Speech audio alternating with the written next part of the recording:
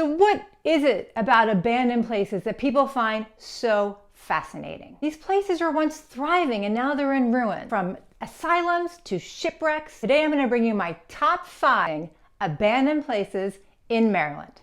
So let's just dive right in. First one is the Ghost Fleet of Mallows Bay.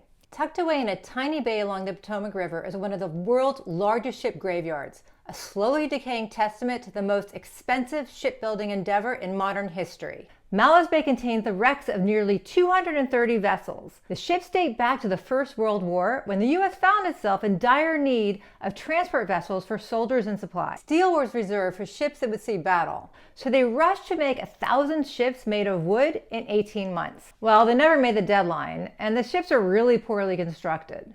By the time the Germans surrendered, not a single ship had crossed the Atlantic.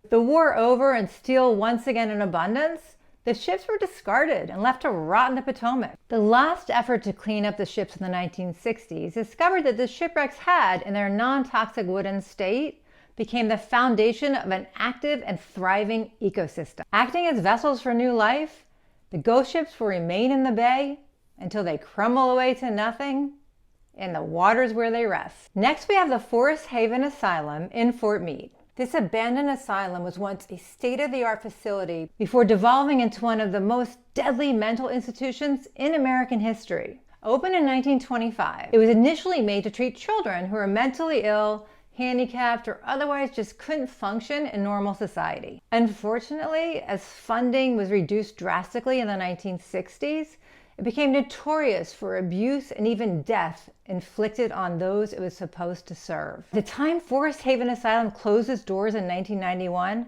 hundreds of patients had met their deaths inside these walls. Today, the buildings of Forest Haven Asylum are still standing, bearing the decay and graffiti of time. There's even a rumor of the shallow graves of some of the inmates eroding to reveal the unfortunate corpses. The third one on our list is the Glendale Hospital.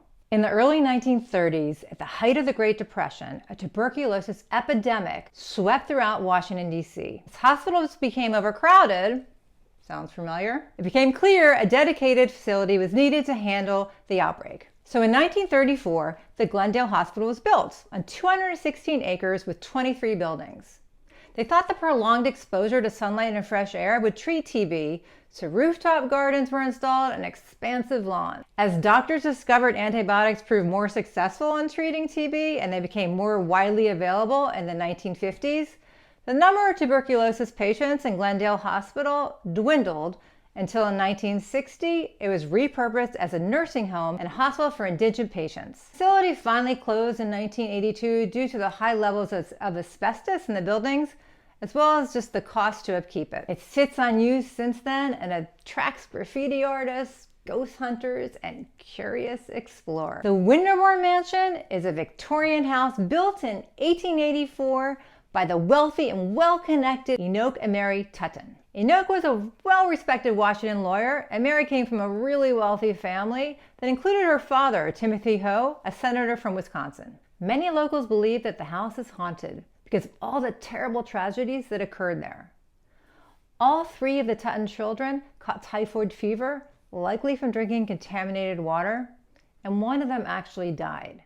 Another daughter, Edith Tutton, who became a doctor, saw her only child die after sliding down and falling from a long banister inside the house. The second family, the Pickerels, acquired the house in 1929 and kept it in the family until the death of Edward Pickerel Jr. in 2004.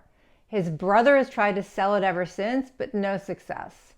Currently, the abandoned 9-acre property is in distress with overrun gardens and dusty clothes and magazines inside. The next abandoned place I want to tell you about is Holland Island. After hundreds of years of settlement, this once bustling fishing village sunk into the Chesapeake Bay. Holland Island was first settled in the 1600s and grew to a community of about 350 persons. There were dozens of homes, post office, school, and a church. Most of the townspeople were fishermen. That's how they made their living. Somewhat ironically, the water that provided them their livelihood was also going to be their demise. After years of erosion, The sea levels rose and the shoreline began to disappear into the sea. Last family left the island in 1918. By the end of the 20th century, only one structure remained standing. A 2-story residence that was completely surrounded by water and high tide. A severe storm demolished it in 2010, leaving only sparse areas of marsh and debris as evidence the island ever existed. By 2012, Holland Island